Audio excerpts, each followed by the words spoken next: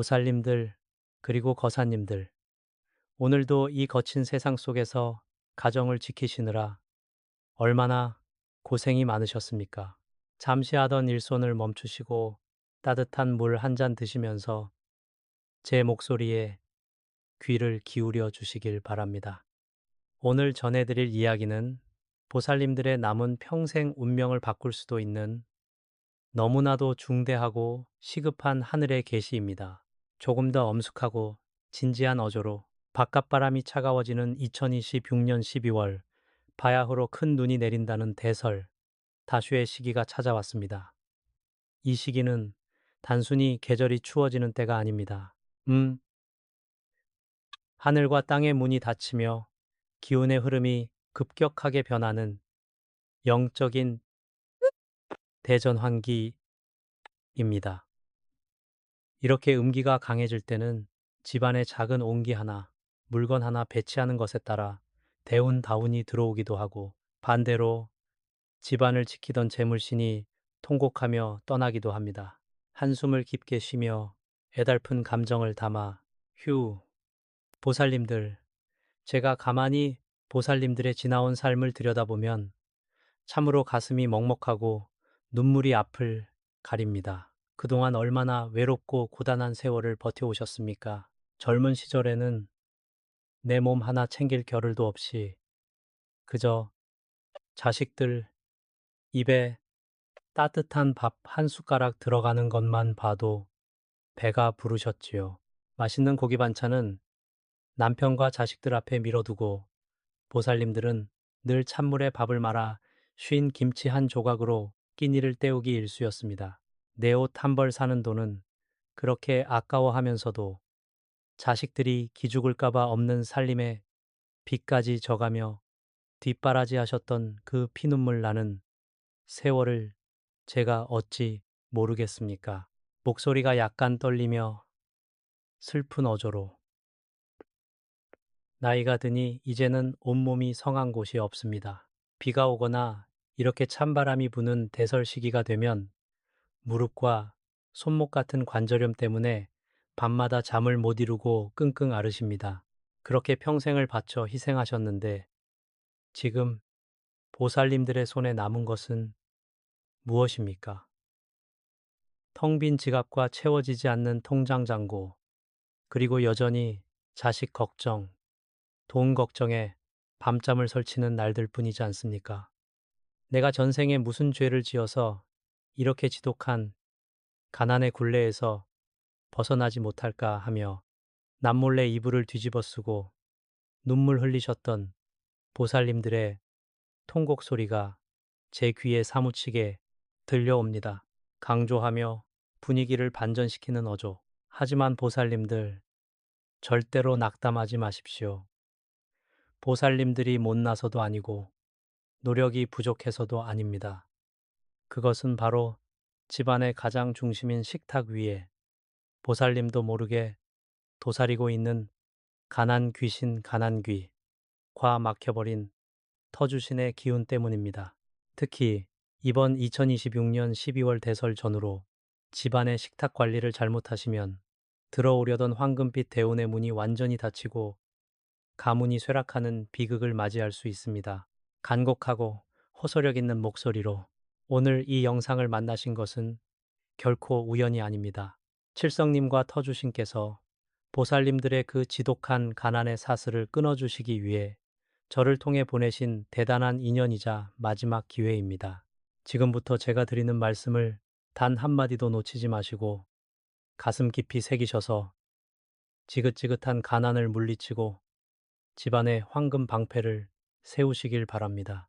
신중하고 엄숙하게 무거운 비밀을 밝히듯 보살님들, 거사님들, 이제 우리가 왜 그토록 열심히 살았음에도 불구하고 재물이 모이지 않고 가난의 굴레를 벗어나지 못했는지 그 지독한 영적인 이유를 말씀드리겠습니다. 집안에서 음식이 오가고 가족들이 마주 앉는 식탁은 단순히 밥을 먹는 가구가 아닙니다. 풍수지리학과 명리 기운으로 볼 때 식탁은 안방의 장롱과 더불어 집안의 대운을 결정짓는 제2의 재물창고, 재물창고, 이자 그 집안의 흥망성쇠를 상징하는 거룩한 재단과도 같은 곳입니다. 낮고 견고하는 어조로 이 식탁을 주관하시는 분이 바로 집안의 땅과 가택을 지키시는 터주신, 터주신과 조왕신, 조왕신입니다.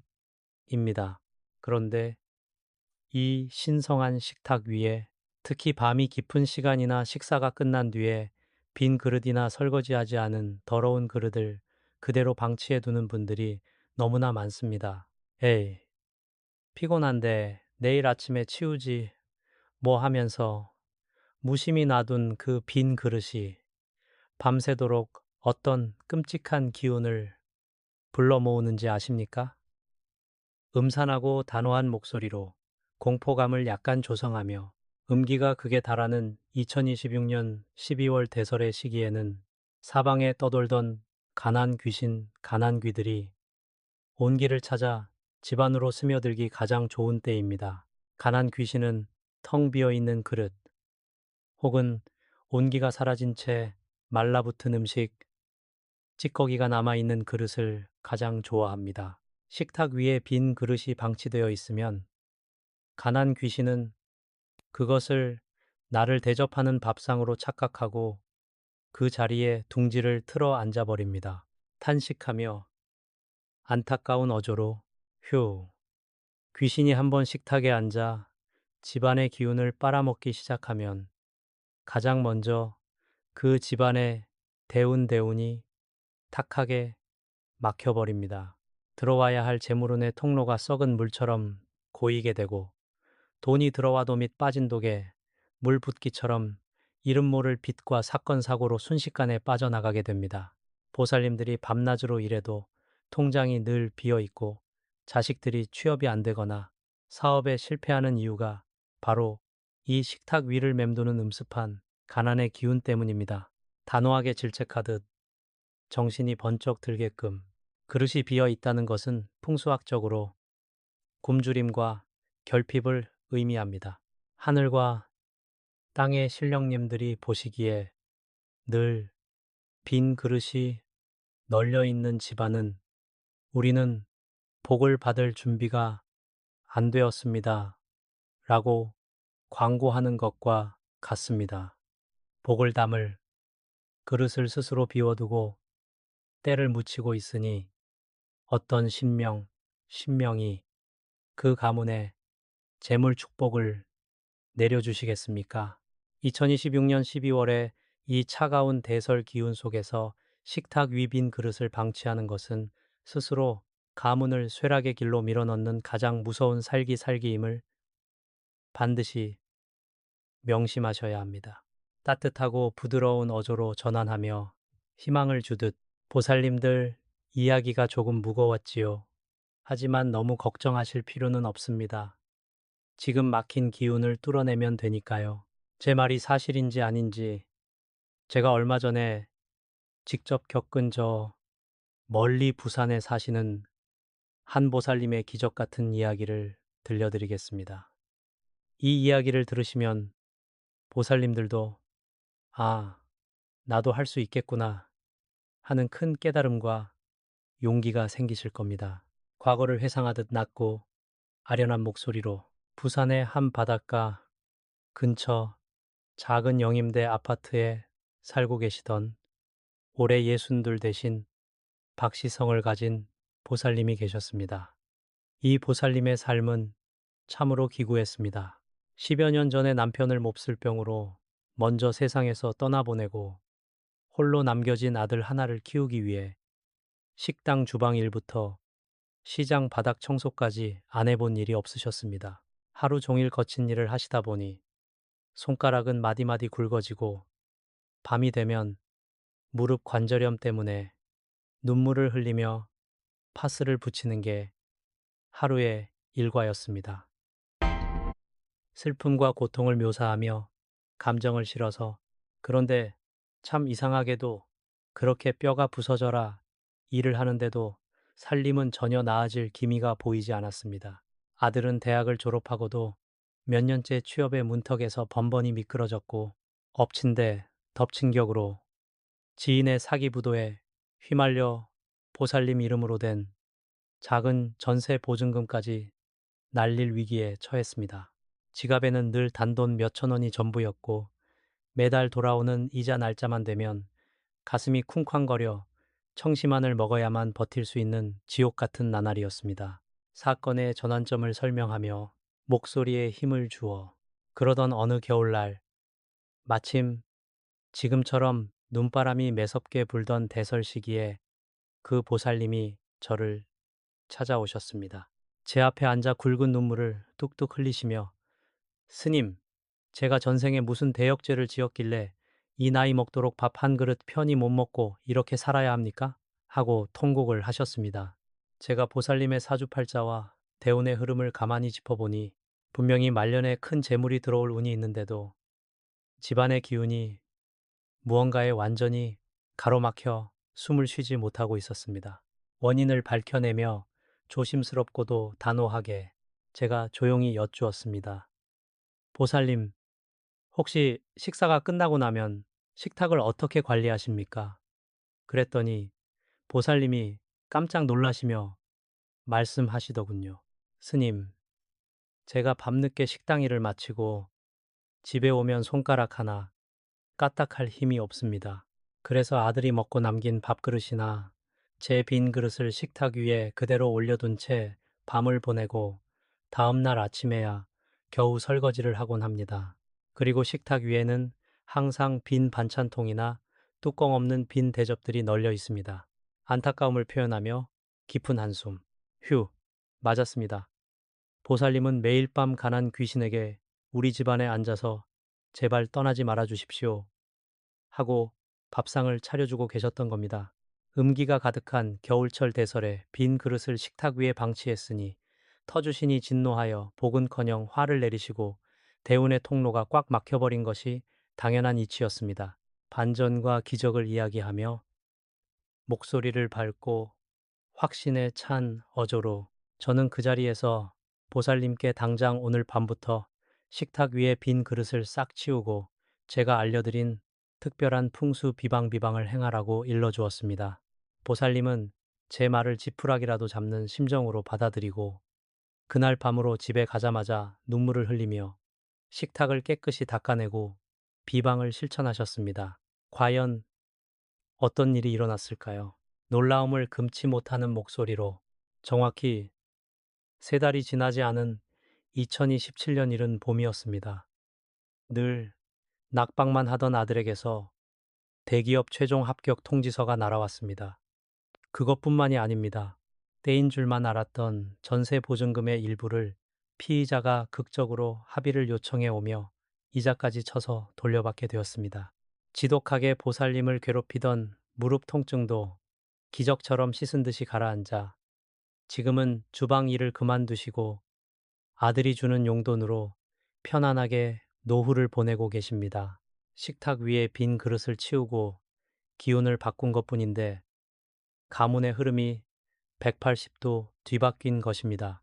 확신에 차고 명확하게 손짓을 섞어 설명하듯 단호한 어조로 보살님들, 거사님들, 이제 가난 귀신을 뼈째 뽑아내고 그 부산 보살님처럼 대운을 한눈에 움켜쥘 수 있는 구체적인 풍수 비방을 전해드리겠습니다.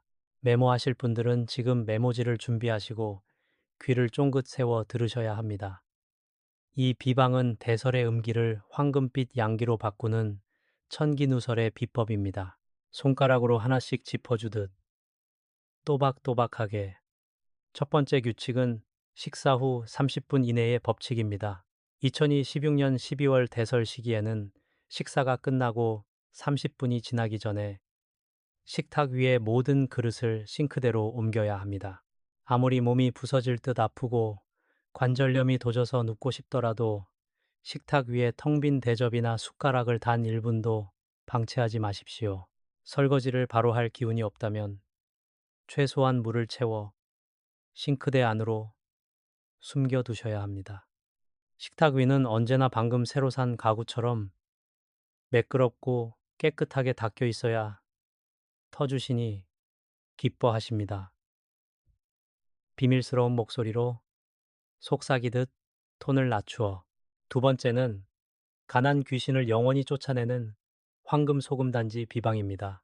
식사 후 깨끗해진 식탁 정중앙이나 가장자리에 손바닥만 한 작은 도자기, 그릇이나 유리 종지를 하나 준비하십시오. 그 안에 가공되지 않은 굵은 천일염 소금을 소복하게 채워 넣으셔야 합니다. 소금은 풍수학적으로 순수한 양의 기운을 뿜어내어 사악한 음기와 잡귀를 소멸시키는 최고의 약물입니다. 중요성을 강조하며 목소리에 힘을 주어, 그리고 그 소금 더미 정중앙에 지금은 구하기 조금 귀해진 구형 황금색 10원짜리 동전 3개를 삼각형 모양으로 꽂아두십시오. 10원 동전의 구리 성분은 오행 중에서 금, 침, 과, 토 기운을 지니고 있어 식탁이라는 재물 창고의 자물쇠 역할을 해줍니다. 대설의 차가운 눈보라 속에서 이 소금과 황금빛 동전이 식탁 위에 버티고 있으면 가난 귀신은 감히 그 근처에 얼씬도 하지 못하고 타 죽게 됩니다. 부드럽고 인자한 목소리로 안내하며 이 비방을 행하기 가장 좋은 시간은 대설 당일 혹은 12월의 기운이 좋은 날 저녁 7시에서 밤 9시 사이인 술시, 쉬십니다. 이 시간은 대지의 기운이 하루를 마감하고 영적인 저장이 시작되는 시간입니다. 깨끗이 닦인 식탁 위에 소금 단지를 놓으면서 마음속으로 깊은 숨을 들이쉬고 내쉬며 이렇게 되뇌십시오.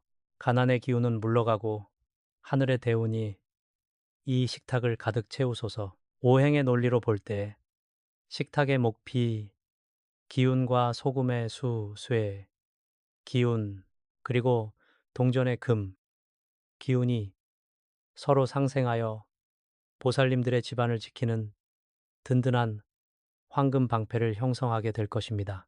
아주 작은 실천 같지만 이것이 천지개벽을 일으키는 복의 시작입니다. 깊고 장중하게 온 우주의 기운을 모아 축원하듯. 자, 이제 마지막으로 저와 함께 마음을 모아 하늘의 칠성님과 이 땅을 지키시는 터주신께 간절한 기도를 올릴 차례입니다. 보살님들, 거사님들, 두 손을 가슴 앞에 부드럽게 모으시거나 화면을 향해 손을 뻗으셔도 좋습니다. 지금 이 순간 보살님들의 가정을 옥죄고 있던 가난의 사슬을 끊어내고 가문을 지켜줄 거룩한 황금 방패가 여러분의 식탁과 온 집안에 드리워질 것입니다. 제가 읽어드리는 축원문을 가슴으로 들으시며 온전히 복을 받아가시길 바랍니다. 깊은 호흡을 한 뒤 낭낭하고 힘있는 목소리로 통킨네이치 천지신명과 가택을 주관하시는 터주신이시여, 그리고 대설의 어두운 음기를 밝히시는 칠성님이시여, 여기 평생을 눈물과 희생으로 살아온 인연들이 있습니다. 내 몸 아픈 것보다 자식 배고픈 것을 더 걱정하며 뼈가 부서져라 일하면서도 가난의 모진 풍파를 온몸으로 맞아온 애달픈 영혼들입니다. 목소리에 위엄을 담아 단호하게 구청. 이 시간 이후로 이 가문의 식탁 위에 도사리던 모든 가난 귀신과 애군, 살기는 굵은 소금의 양기에 녹아 멸할지어다. 황금빛 동전의 기운이 재물 창고의 문을 굳건히 걸어 잠가 다시는 돈이 새어나가지 않게 막아주시고, 비어있던 그릇마다 마르지 않는 재물과 건강, 자식의 성공이라는 대운의 복을 가득가득 채워주옵소서.